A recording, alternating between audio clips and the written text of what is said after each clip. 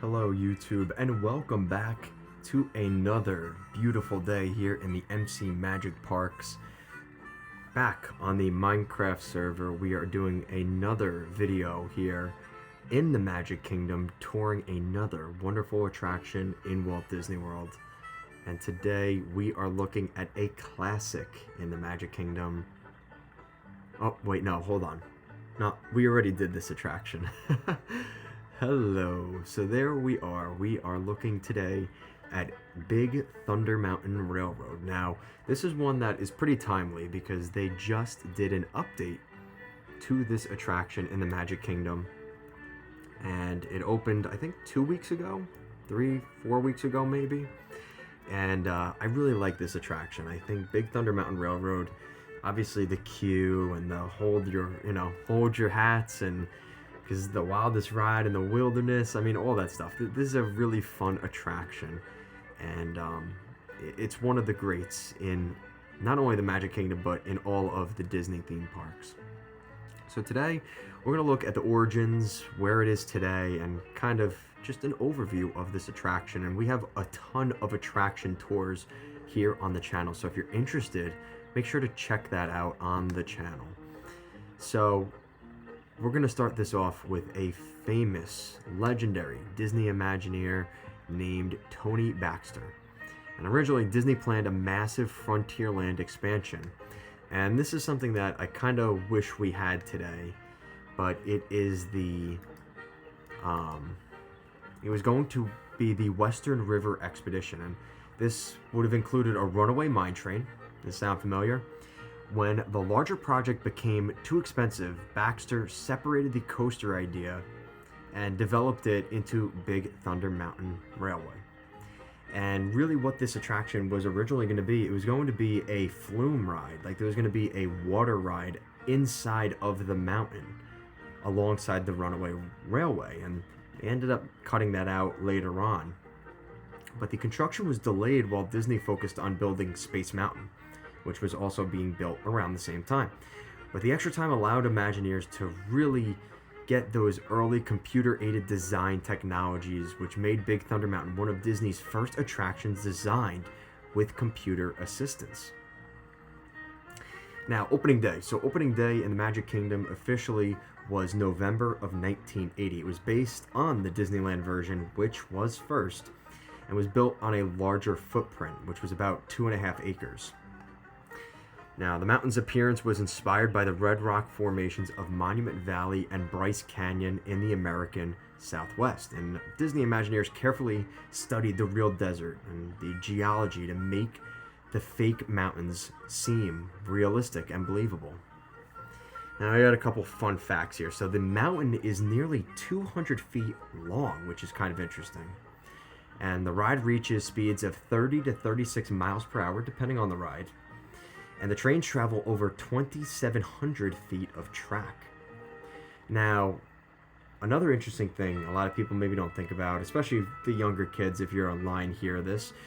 There are 3 lift hills, but for the younger riders, there is no inversions. There is no loops in this attraction.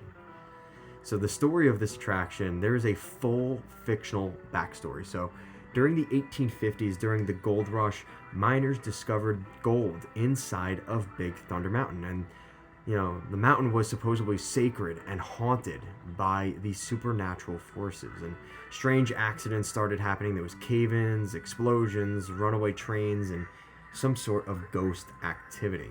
And eventually, the mining town called Tumbleweed was abandoned. And years later, new prospectors reopened the mine, only to discover that the mountain was still cursed, and riders are supposedly passengers aboard one of the runaway mine trains.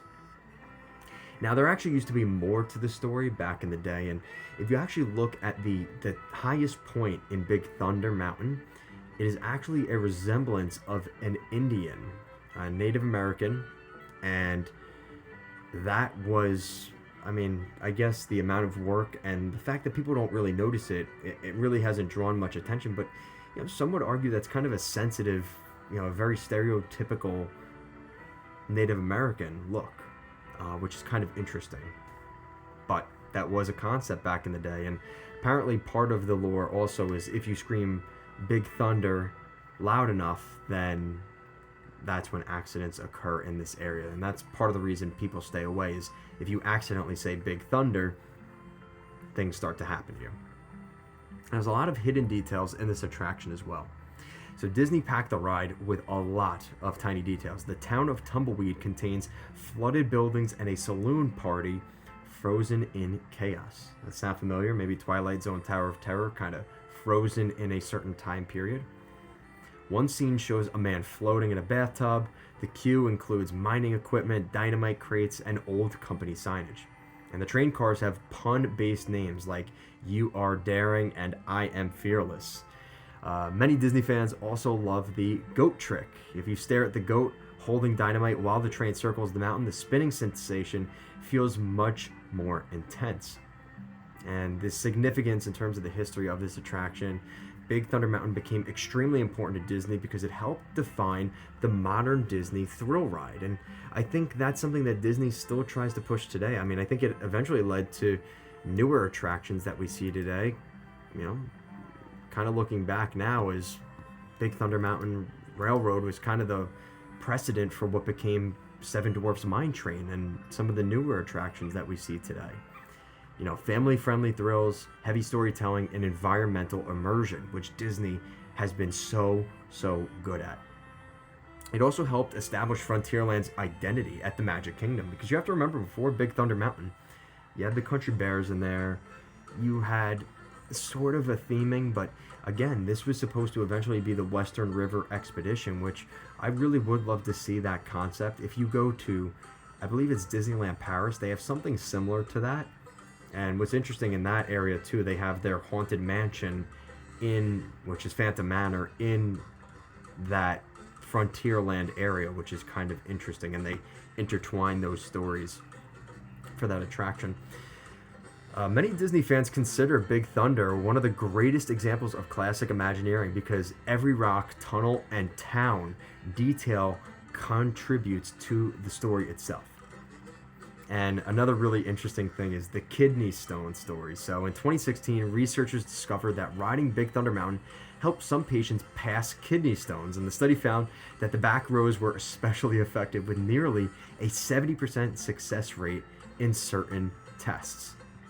And now here in 2026, the most recent refurbishment of this attraction has been completed. The Magic Kingdom version closed for a major refurbishment, and some of it is relining the track for what we're eventually going to have in the new Cars Land in Frontierland. Brand new track, updated trains, new cave effects, rainbow cavern scenes, and a smoother ride motion. And they actually lowered the height requirement from 40 inches down to 38 inches.